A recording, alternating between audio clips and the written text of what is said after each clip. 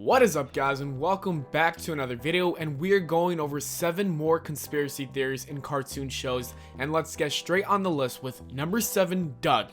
Doug was a show about a 12-year-old boy trying to adapt his new home in Bluffington, making new friends and going on adventures with his new pal Skeeter, his dog Porkchop, and his also dreamy love interest Patty Mayonnaise. There's a theory within the show's inner realms that states that Doug's neighbor, Mr. Dink, was a wise pedophile whose main target was Doug. Knowing he was being preyed upon, Doug took the LSD that was lying in his sister's room, Judy, as a coping mechanism.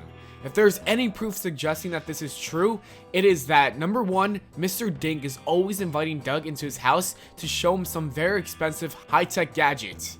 Even in the first episode, when the two first meet, Mr. Dink pressures Doug into coming over to watch a video.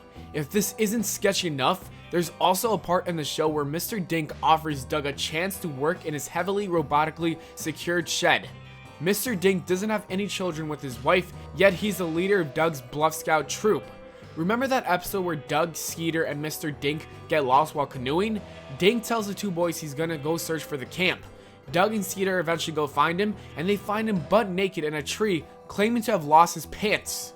Number 6, the Fairly OddParents. Behind the wands and wings and floaty crowny things lies a deep and dark secret. The show that brought us uplifting characters such as Chip Skylark and Tootie ironically contained the most depressed person ever as its main protagonist. Another show that is weird enough, even without the theories that surround it, is the Fairly OddParents that could be covering up a very sad fact. According to theories amongst the show's fanbase, Cosmo and Wanda really just act as metaphors for Zoloft and Prozac. Whether Cosmo is Zoloft or Wanda is Prozac is really up to the audience to decide. This theory begins to make sense after realizing the two fairy godparents generally tend to only show up when Timmy is in utter distress. According to the rulebook, aka Drug Facts, these two are only going to be around until Timmy doesn't need them anymore, and there are several consequences for misusing their quote-unquote magic.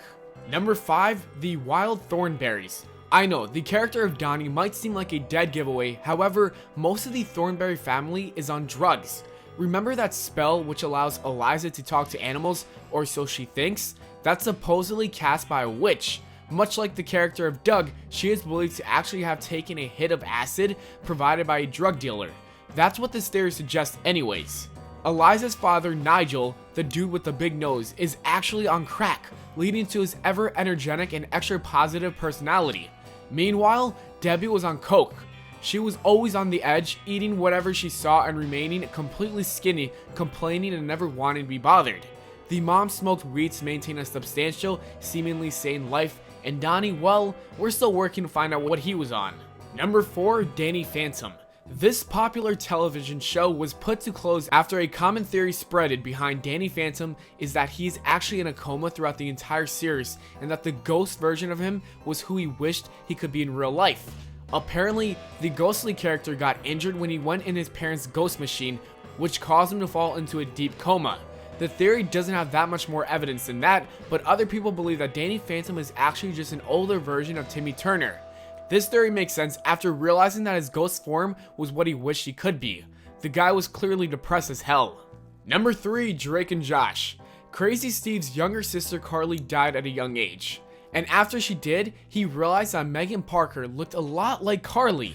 Then Crazy Steve proceeded to murder her brothers Drake and Josh, and he took her to Seattle so they could start over, changing his name to Spencer to hide from the cops. Crazy Steve's parents were never really in the picture, so there wasn't much worry about that. Carly's childhood friend Sam, who wasn't ever told that Carly had passed away, mistook Megan for Carly. Eventually, Crazy Steve's father found out about what was going on, and he eventually rescued Megan from his crazy son. That is just an insane theory about Drake and Josh, and it kind of makes sense. Like, I don't know. Let me know if you guys think it makes sense in the comments below. Number 2, All That's Good Burger. How did Curt, the owner of Mondo Burger, find all the flashy robotics, the opening night ceremony, and everything else that made it seem so sexy? According to the theory, Curt was the son of some rich pharmaceutical businessman, which explains Curt's cheap and easy access to the illegal drug chemical triamphethol. Curt's been given everything he ever wanted. His father had ties to the mafia, who constantly helped out with his business issues, also taking cuts to the profit along the way. Demented Hills, the insane asylum where Keenan and Kel were sent to, was run by mafia enforcers to keep the people who knew their evil plans. At the end of the film, when Curt is shoved into a police car, he shouts, "Do you know where my father is?" Why do you guys think he shouted that? And number 1, The Adventures of Pete and Pete. Because Big Pete's main focus was longing for the days of the free-spirited childhood he never had, his mental sanity broke down and he developed schizophrenia. He began to hallucinate and imagine a little brother that he never had, who went by the name of Little Pete. If this sounds a little bit too familiar, yes, Little Pete can be compared by Tyler Durden in Fight Club. He was more or less just a figment of Big Pete's imagination. By the way, the strongman Artie also wasn't real. It is claimed that the friendship between Little Pete and Artie is so strong because they're both considered the main hallucinations. And that is it for the video, guys. As always, thanks for watching. We hope you all enjoyed. If you did, do not forget to leave a like and subscribe for more. Make sure to follow us on Twitter at Valenplana, and I'll see you all later.